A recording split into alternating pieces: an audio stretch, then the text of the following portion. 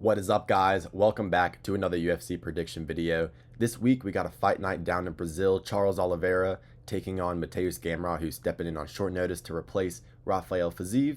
Pretty, mid card overall. But we're gonna go ahead and get right into the full card predictions. All right, our first fight on the card we have Lacerda versus Simon Olivera. Both of these guys have yet to have a victory in the UFC. Simon Olivera losing to Tony Gravely. Daniel Marcos got destroyed by David Martinez last time out. Lacerda, he's been relatively inactive. I remember he fought Damone Blackshear. Whichever way you want to spin it, I think that Lacerda, he's the slightly better fighter.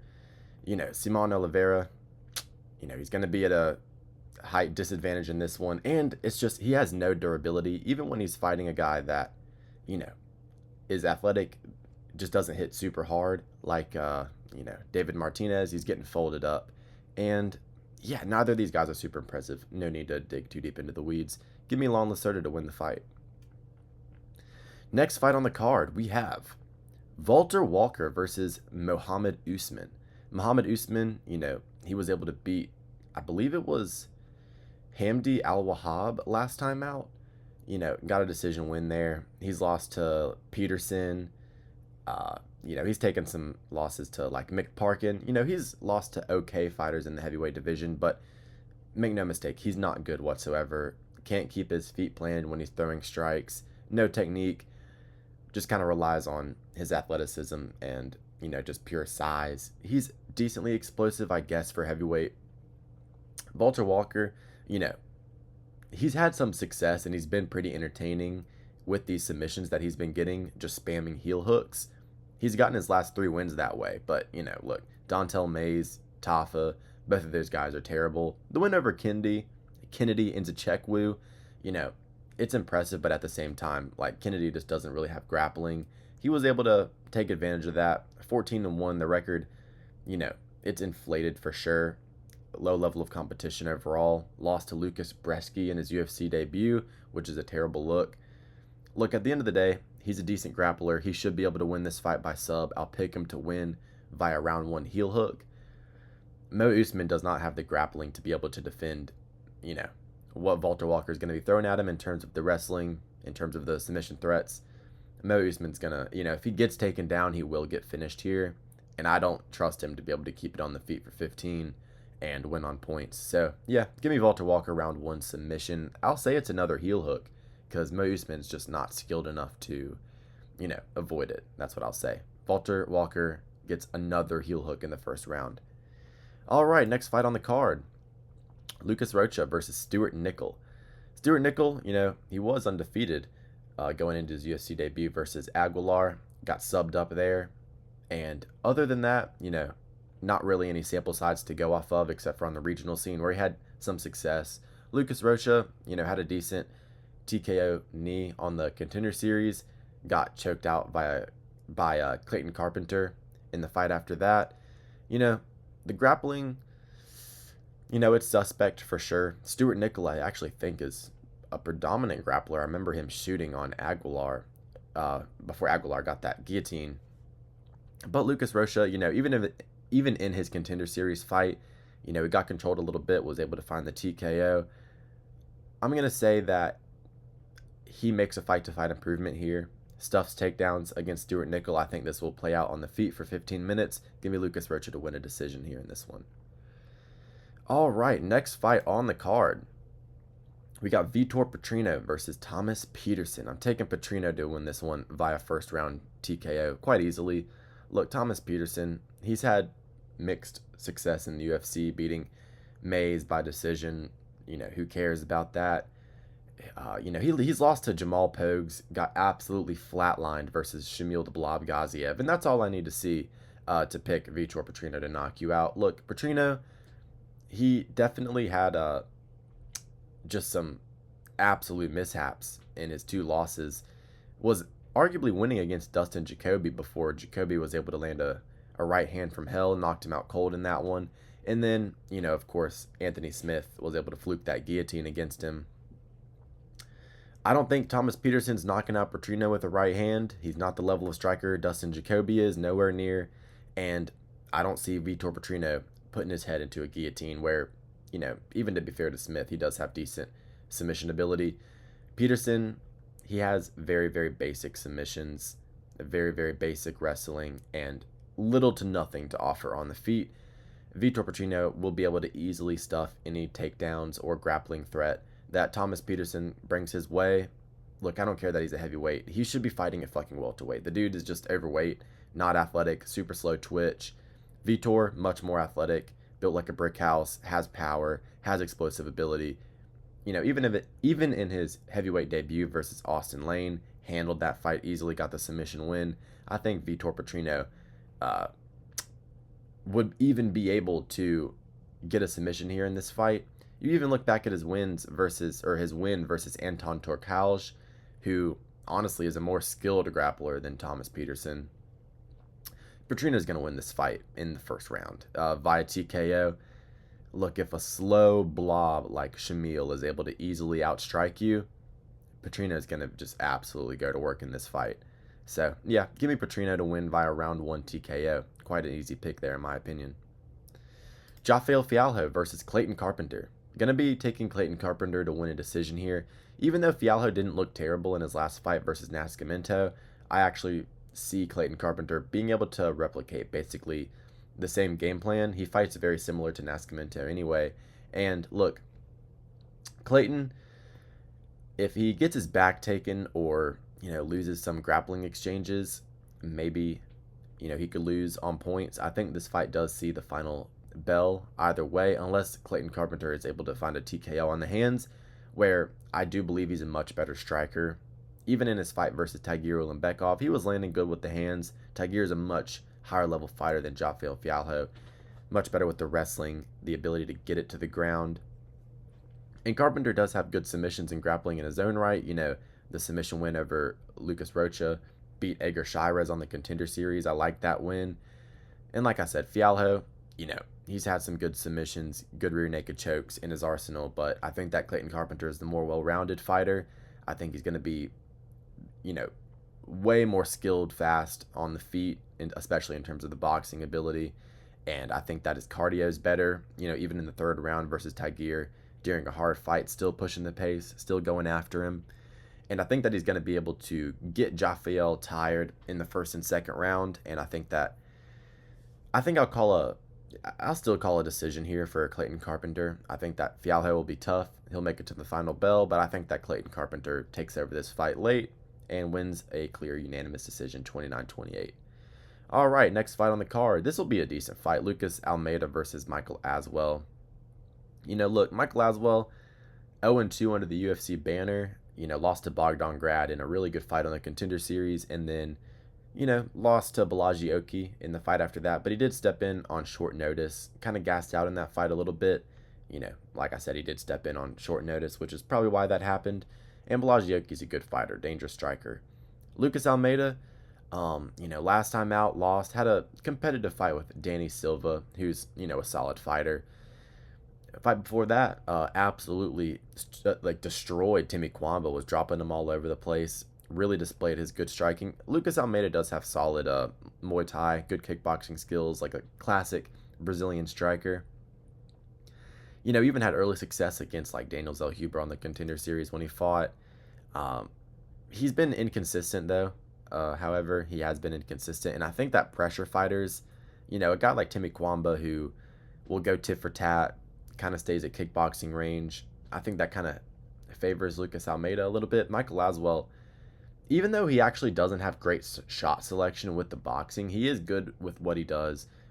Decent head movement, decent defense, really just pumps the jab, pumps the 1-2 double jab right hand, really dedicates himself to the straight shots, doesn't throw a lot of hooks, but stays relatively defensively sound doing so. Didn't take a ton of damage versus Balaji Oki. Didn't get finished in that fight. And Bogdan Grad, they had a very, very close fight on the Contender Series. And some people thought he won that fight. It was really like the kicking arsenal of Bogdan that got to him. And Bogdan's been looking great in the UFC. I'm looking forward to him versus Luke Riley as well. Excellent fight on the UFC Qatar card. But, the more I think about it, I'm actually going to favor Lucas Almeida to win this fight. I think he'll win a decision. leg kicks, body kicks, just mixing it up. As long as he avoids getting knocked down in this fight, losing rounds that way, of course, avoid getting finished. Michael Aswell doesn't really display a ton of power. Like I said, it's mainly the volume, putting points on the board with the straight shots. I'll favor Lucas Almeida. Crowd's going to be behind him. I think he'll come into this one ready. All he needs is, a little bit of volume with the kicks, maybe secure knockdown. He'll win this fight on points. So, yeah, give me Lucas Almeida winning in his hometown. All right, Ricardo Ramos versus Con Ofli. Look, not a lot of sample size to go off of in terms of Con Ofli's UFC career. I believe he beat Nathan Fletcher on the not the contender series, Tough, the Ultimate Fighter. Beat Nathan Fletcher, who is okay, but nothing special to be real. And, got knocked out versus Myron Santos, fought Muhammad Naimov, and had a pretty lackluster fight there. Had some moments, but Muhammad Naimov was in control of that fight. I'm going to pick Ricardo Ramos to win a decision here. Even though, he isn't the best fighter, I honestly forget who he lost to last time out. Who did Ricardo Ramos fight last? Oh, yeah, Sheppy Mariscal before the Josh Kulabau fight. Lost to Charles Jourdain. Julian Erosa caught him in that sub. Was able to beat Josh Kulabau, and then he did, take that loss to Sheppy Mariscal, which, Sheppy, he's a dog. He's a high pressure fighter. Goes with the dirty boxing, the takedowns. That's really where you're going to have success against Ramos, where Con Ofli, I think, is actually going to fight a little bit more like Kulabau, where, I don't see Con Ofli having a grappling advantage in this one or a athleticism advantage as much as Sheppy did. And, look, I think Ricardo Ramos is the better striker. Got spinning attacks, decent, straight shots. He can implement some calf kicks. And I like the grappling that he displayed against Josh Kulabau. Should be able to kind of do the same thing in this fight versus Con Ofli. Kind of replicate a similar performance. So I'll take Ramos by decision. Way more UFC experience as well. He's a guy that made his UFC debut when he was really young. He's kind of been growing up in the UFC. I tend to favor those kind of guys against Con Ofli, who just isn't proven. Give me Ricardo Ramos to win on points. All right, heavyweight bout between Jonathan Diniz and Mario Pinto. Mario Pinto, I don't think this guy's that good, to be honest. 10-0 at heavyweight. You may think he's a prospect, but at the end of the day, even on the contender series and in his UFC debut versus Austin Lane, he's like getting outstruck, losing on points, and then eventually he just throws a big haymaker. He's able to get the KO. That's pretty much all there is to Mario Pinto's game. Just big haymakers. He has power.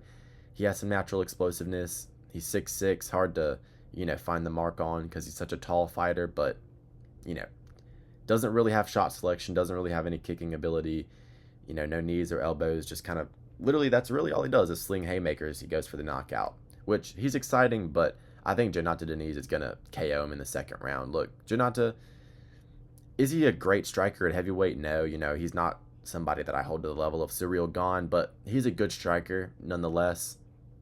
The loss he took to Marcin Tybura purely came because of the grappling, got taken down, ground and pounded in that fight. But aside from that, he's displayed decent ability, in the UFC, beating, Austin Lane, Carl Williams. I forgot who he fought last time out. It was kind of just a regional jobber, but he handled that fight, did what he was supposed to do. And, I just get the vibe from him that he's a hard worker, looks to improve on a fight-to-fight basis. I think he, is going to have much better minute winning ability here on the feet. I think his volume is going to be a lot better than Pinto. And, he's kind of a fat, unathletic heavyweight. I can see him just having his head on the center line and getting blasted by a right hook from Pinto. But I'm going to take Diniz to win by a second round TKO. I think he'll win the first round on points, just outstrike him. Good kickboxing combinations at range, avoiding the big right hook. And then second round, Pinto will start to, pressure the action a little bit. Diniz will, he'll oblige, and I think they'll meet in the middle of the cage. And Jonathan Diniz will get the better of an exchange where they're both swinging heavy. I think Diniz gets the better of that exchange, and he gets the TKO in the second over Pinto. So yeah, give me Diniz to win by knockout. Vicente Luque versus Joel Alvarez. Look, both of these guys are actually, similar in record, similar in age, but Vicente Luque feels like he's 50. I mean, he's been around forever. He's been in so many wars. You think about, Jeff Neal taking years off his life. You think about Buckley, highly concerning fight. And even in his last fight versus Kevin Holland, where I picked him in that fight, not a good look. Looked stiff as a board, very unathletic. Completely has lost all of his, muscle mass. He's just nowhere near the fighter that he used to be. He's not the dog that he used to be. Doesn't have the durability that he used to have. And he was able to, snatch up a good little win versus Thimba, where he landed 2 shots on the feet, dropped him, and then wrapped up that Darce. But, I kind of just boiled that down to Thimba not being ready for a guy like Luque. And Luque still has the abilities, let's be fair to him. But Joel Alvarez has not displayed anything but, high-level shit in the octagon, let's be real. I think Jakar Close is a decent fighter. Jakar Close beating 2 decent strikers in his last fights, Edson Barboza and Joaquim Silva. I think that, Joel Alvarez, that's a good win for him, Jakar Close. And he absolutely destroyed him, handled him in that fight. Flying knee, guillotine, ground and pound. Joel Alvarez absolutely caught a body in that fight versus Jakar Close. Avoided the grappling. I don't see Vicente Luque having a ton of success with the takedowns here. I really don't. I think Joel Alvarez can keep it on the feet, land heavy knees in the clinch like he did against Elvis Brenner, who is much tougher, more durable than Vicente Luque at this point. Joel Alvarez is going to have a reach advantage, height advantage. He's going to be stinging him at range with the jab, with the straight shots. The knees in the clinch are going to be a massive issue whenever Vicente tries to commit with hooks. And on the ground, I think that Joel Alvarez is a dangerous submission threat. He can wrap up guillotines. We saw Vicente Luque in his last fight get finished with the Darce. I wouldn't be surprised if Joel Alvarez is able to do that. His only loss in the UFC comes to Arman Tsarukyan, cream of the crop. He's moving up to welterweight. He's not going to have to cut weight. I think that's going to help his cardio, help his chin, his durability overall. And lighter man skill as well. He's going to be way faster. He has just much more to give the fight game at this point in his career, Joel Alvarez, that is. If he's favored to beat Benoit Saint Denis, who, even though Benoit had a career resurgence kind of fight against Rufi after that, if he's a 2-1 favorite against Benoit, I think him being a 5-1 favorite over Vicente Luque is justified. I think he finishes this fight within a round and a half. All right. Co-main event of the evening, Montel Jackson versus Deiveson Figueiredo. Interesting fight here because, I really rate Montel Jackson. I think he has a great skill set. 16-2 is a good record. I think he lost to JP Buys and Ricky Simone, if I'm not mistaken, honestly. I might have to double check that, but, those aren't, good losses to have. Those are definitely not good losses to have whatsoever. Montel Jackson's record, let's see here. So yeah, no, it was Brent Johns, not JP Buys. Yeah, Ricky Simone and Brent Johns got controlled in those fights, got out grappled in those fights. Now he does have a wrestling background, but doesn't really translate to MMA all that great. Now he does have some offensive abilities with his takedowns, and he's displayed that in past fights before. I love the athleticism. I like the brute strength on the feet. He has a very, very good shot selection in terms of how he dedicates to his shots. Good strong hands in terms of knockout ability. We saw what he did to Damon Blackshear. And good kicks as well, good teep kicks up the middle, good body kicks. I remember he fought Rico DeShulio, the guy that, was on the McGregor season of Tough in the Contender Series, absolutely fucked him up. He'll work to the body. He's got good knees, good long knees, tall for the division as well, 5'10" at bantamweight. Figueiredo is going to be at a massive size disadvantage. Deiveson Figueiredo, his upside in this fight's going to be his grappling, being able to take the back, threaten submissions. We saw him take down Corey. We saw him take down Peter Yan. Deiveson Figueiredo, we saw him take down Cheeto, Cody Garbrandt, Rob Font, all the guys that he's beat at bantamweight. He's implemented the grappling. So don't be surprised if Deiveson Figueiredo is able to hop on the back here, catch a rear naked choke on Montel Jackson, where maybe his BJJ is the one part of his game that isn't super great. I think his kickboxing, his wrestling overall is pretty solid. I even respect the win he had against Daniel Marcos last time out, where, I don't like Daniel Marcos as a fighter. And I think that Montel really dominated that fight, 30-27. Got taken down a little bit, which is concerning, especially when you're about to fight Deiveson Figueiredo. But on the feet. He was landing that left straight. He's got good overall, basics on the feet, and he doesn't make a ton of mistakes. We've never really seen him hurt badly on the feet, and this is really a high-level step up in competition. He hasn't been able to get a fight like this where he, kind of has been deserving it. He's been undefeated for a while now. Like I said, Davidson Figueiredo might be able to get some stuff off with the grappling, but on the feet, I think this is going to be pretty much just Montel hitting the heavy bag. I don't think Figueiredo is going to have much to offer. He still has big power. He was able to drop Jan Cheeto with that right hook. He's got a mean right hook, but I just don't see him having success here against Montel Jackson. And to be honest, I'm really concerned about that knee injury that he had a while back against Corey Sandhagen. Taking this fight, pretty quick turnaround from that. I don't think he's going to be fully recovered at his age. That's going to be my main deciding factor in picking Montel Jackson to win a decision here. Davidson Figueiredo is always tough. If he's not getting finished by Jan, I don't think Montel Jackson's going to finish him. So, yeah, give me Jackson via decision. Charles Olivera versus Mateusz Gamrot. Look, Charles Olivera, one of, our favorite fighters, one of MMA's golden boys. Let's be real. Everybody likes Charles Olivera. His title run was insane, beating Michael Chandler, Dustin Poirier, Gaethje.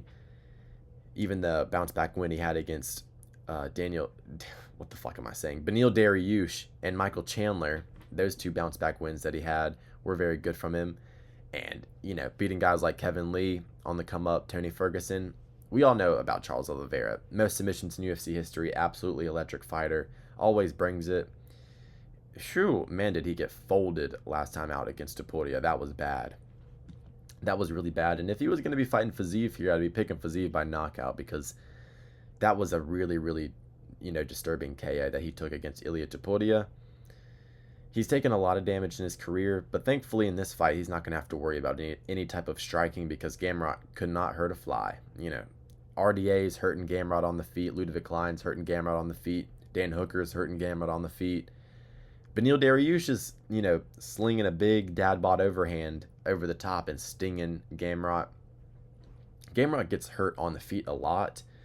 So, look, Charles, he's going to have the striking advantage in this one, but make no mistake, look, Mateusz Gamrot, he doesn't look good on the feet whatsoever. He does have durability concerns, sloppy in terms of the defense, but he has a good right hand and he commits to it, and he does land it quite often. I think that'll land on Charles as well here in this fight. And the thing about Charles on the feet, man, rewatch that Michael Chandler 2 fight. Charles is so washed on the feet. His grappling, his submission, his wrestling, that's all still super high level, but in terms of his striking ability on the feet, he has been looking really slow and really bad in terms of his Muay Thai and his striking. And maybe you got to expect him to be a little bit more prepared for the striking, considering he was supposed to fight Rafael Fiziev. But,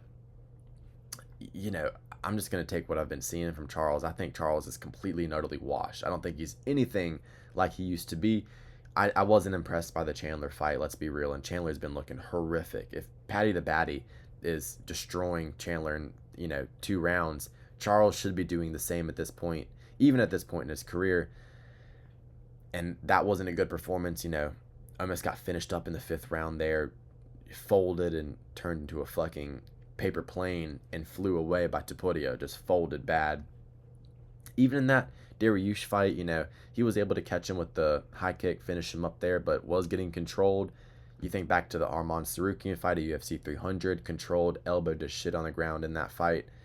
I don't like how Olivera is so okay going to his back. Even in the Islam Makhachev fight, we saw that, him giving up position multiple times. Looks to sweep, looks to threaten submissions, but, against this type of fighter, an Islam Makhachev, an Arman Tsarukyan, a Mateusz Gamrot, who has a win, quote-unquote, over Arman Tsarukyan. Everyone knows Arman won that fight, but still it was a competitive scrap.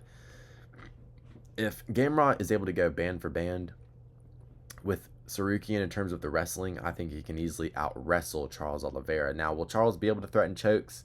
Will he be able to elbow him off the ground? Yes. And is Mateusz Gamrot going to do anything on the feet? Probably not. You know, we saw Ludovic Klein stinging him with 1-2s every single time. Ludovic would land a punch, Gamrot would instantly shoot. He can chain wrestle, you know, he can hit the Marab, he can spam the takedowns, but, you know, my heart says Olivera should win this fight. We saw Dan Hooker threatening with the guillotines, hurt him badly on the feet. We know Charles is super dangerous on the feet still, even though he has looked washed with his striking. He still is dangerous, more dangerous than, you know, Gamrot's recent opponents. Even though I think Ludovic Klein's a better overall boxer than a Charles, it's besides the point. We know Charles is more dangerous.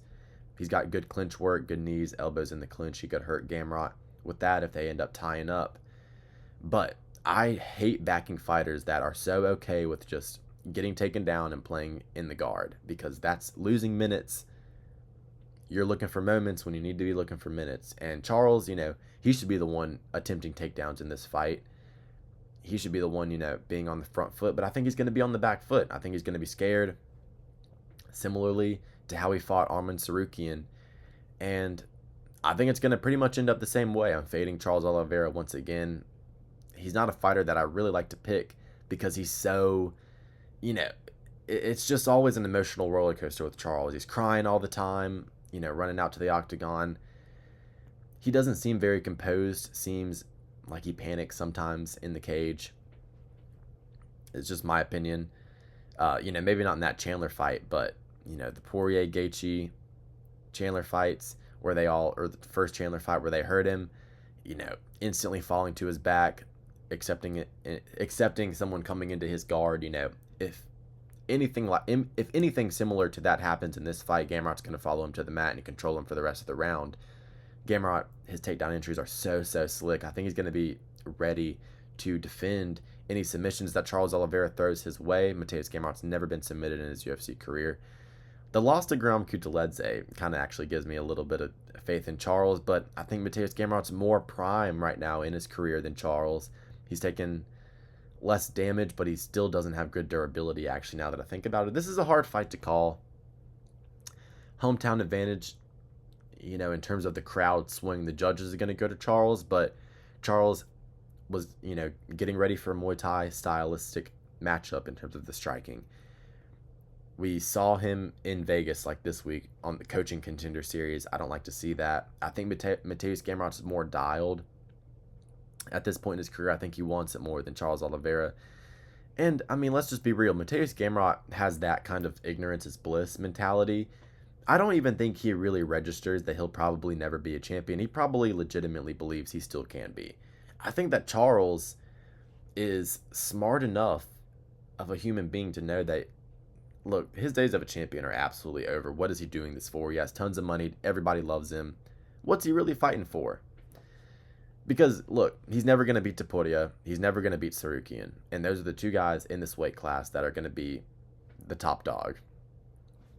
You know, shit, I think he would struggle with Benoit Saint Denis. But that's besides the point. Give me Mateusz Gamrot to win this fight via decision. I think that Charles is way too okay with just laying on his back, attempting submissions. That's not going to work on Gamrot. I think that Gamrot is just going to have a nose to the grindstone type of, you know, performance here. 5 takedowns averaging, you know, per 15 minutes. The takedown defense is amazing from Gamrot as well. You know, Charles is going to go for the submissions, but shit, man. Both of these guys absorb a lot of strikes per minute. Neither of them have good defense. Mateusz Gamrot maybe a little bit better with the defense. Charles Oliveira a little bit better with the output. But the thing is that Charles Oliveira does not have good output when he's going against a heavy pressure grappler. Even in that Chandler fight, he wasn't super aggressive with his striking, and Chandler's super washed. Mateusz Gamrot's going to march forward. He's going to make it really hard for Charles to get off his strikes. He's going to land the 1-2 down the pipe. He has decent straight shots. And he's going to continuously change levels. He's going to Marab max his way to a decision victory. So, yeah, give me Mateusz Gamrot to win a decision here in this one. I think Charles Oliveira's done. I do. So, yeah, hope you guys enjoyed the video. Like and subscribe if you know, that means hope you guys enjoyed the video. If you did, like and subscribe. That would mean a lot to me. Enjoy the fights this weekend and have a great rest of your day.